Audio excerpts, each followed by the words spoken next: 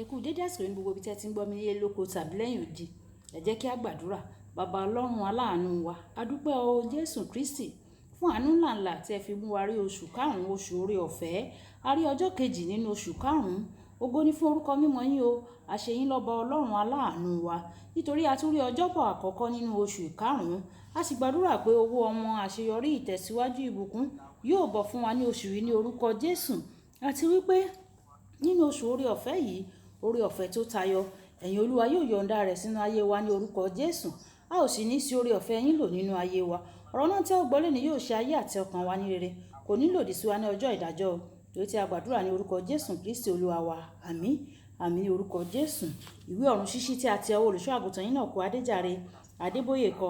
Èní ọjọ́bọ̀ ọjọ́ kejì oṣù karùn-ún. Àkòrí tí a ó gbéyẹ̀wò lénìí sọ wípé Alpha àti Omega. Alpha àti Omega. A mú àkọ́sórí wa nínú ìwé Àìsáyà orí ìkẹrìndínláàádọ́ta ẹsẹ̀ ìkẹwàá. Àìsáyà orí ìkẹrìndínláàádọ́ta ẹsẹ̀ ìkẹwàá. Ẹni tí ń sọ òpin láti ìpilẹ̀ṣẹ̀ wá àti nǹkan tí kò tíì ṣe láti ìgbàanì wá wípé ìmọ̀ mi yóò dúró, èmi yóò sì ṣe gbogbo ìfẹ́ mi. Nígbà tí a mú Bíbélì kíkà wa fún ti èní nínú ìwé Jòhánù orí ìkíní ẹsẹ̀ ìkíní dé ìkarùn-ún. Ìwé Jòhánù orí ìkíní ẹsẹ̀ ìkíní dé ìkarùn-ún. Ní àtètèkọ́ṣe ni ọ̀rọ̀ wà, ọ̀rọ̀ sì wà pẹ̀lú Ọlọ́run, Ọlọ́run sì ni ọ̀rọ̀ náà.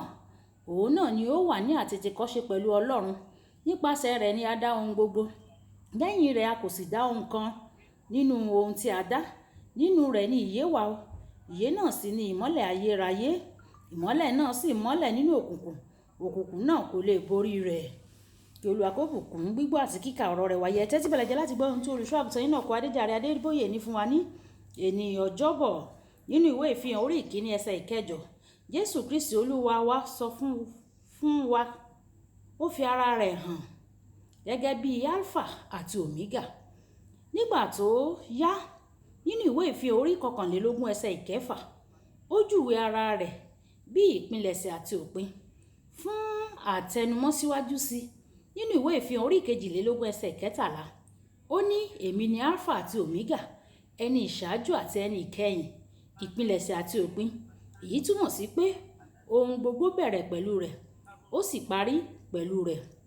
Láti ẹsẹ̀ Bíbélì òkè yìí, ìwọ yóò rí gbangba pé o kò lè bẹ̀rẹ̀ ohunkóhun láìsí ìyọ̀ǹda Ọlọ́run. O kò sì lè parí ohunkóhun láìsí ìfọwọ́sí rẹ̀. Ìròyìn ayọ̀ náà ni èyí fún ọ o. Pàápàá tí o bá fẹ́ ṣe iṣẹ́ àkànṣe kan, ìwọ kàn bá Alpha àti Omega sọ̀rọ̀ nípa rẹ̀. Ọlọ́run ni ẹni tó bẹ̀rẹ̀ ayé. Òun náà sì ni ẹni tí yóò parí rẹ̀. Ní ọ̀nà mìíràn ẹ̀wẹ̀, ohun gbogbo láyé yìí wà ní abẹ́ àkóso rẹ̀.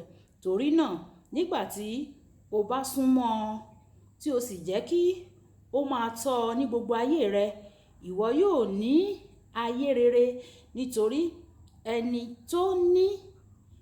tó ní àkóso ló ń darí rẹ. Ẹni tó ń ṣe àkóso gbogbo ayé, òun ni ó ń darí rẹ. Ìdí nìyí tí ìwé òwe orí ìkẹta ẹsẹ̀ ìkarùn-ún fi sọ wípé fi gbogbo àyà rẹ gbẹ́kẹ̀lé Olúwa, má sì ṣe tẹ̀ sí ìmọ̀ ara rẹ.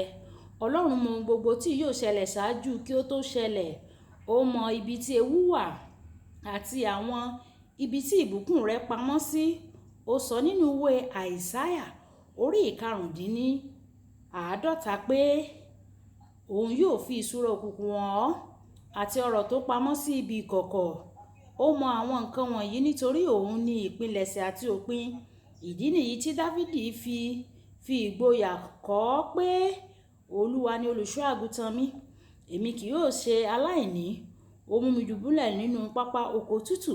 Ó mú mi lọ sí ìhà omi dákẹ́rọ́rọ́. Ìwé orin Dáfídì orí ìkẹtàléníogún ẹsẹ̀ ìkíní títí dé ẹsẹ̀ ìkejì. Tí mo bá béèrè, ta ni olùṣọ́ àgùntàn rẹ? Ta ni ó ń ṣe amọ̀nà rẹ láyé? Fún èmi, mo mọ̀ pé mo gọ̀ jù láti dárin ìrìn àjò ayé mi lọ. Ìdí nìyí tí mo fi yan ìpilẹ̀ṣẹ̀ àti òpin ní olùṣọ́ àgùntàn mi.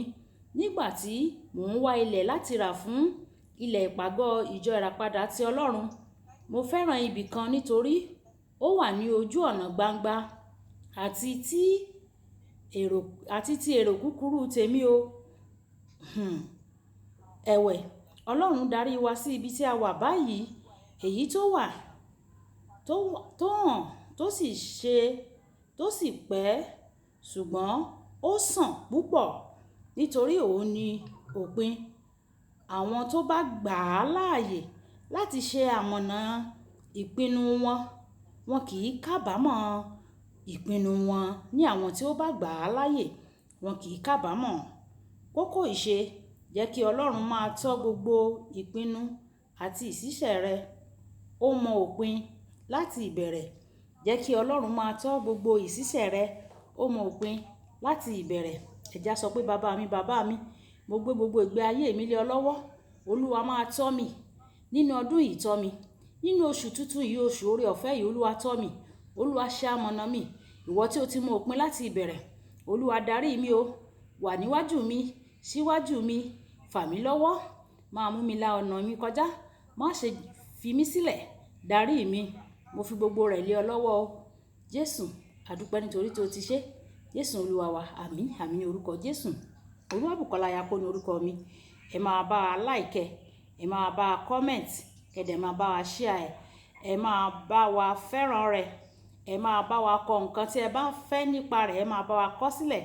Bákan náà ni ẹ máa bá wa pín káàkiri fún àwọn ènìyàn kí wọ́n lè jẹ àǹfààní ọ̀run ṣíṣí ti èdè Yorùbá. Olúwa kí ó bùkún fún wa. A kú oṣù tuntun. Ó dàbọ̀.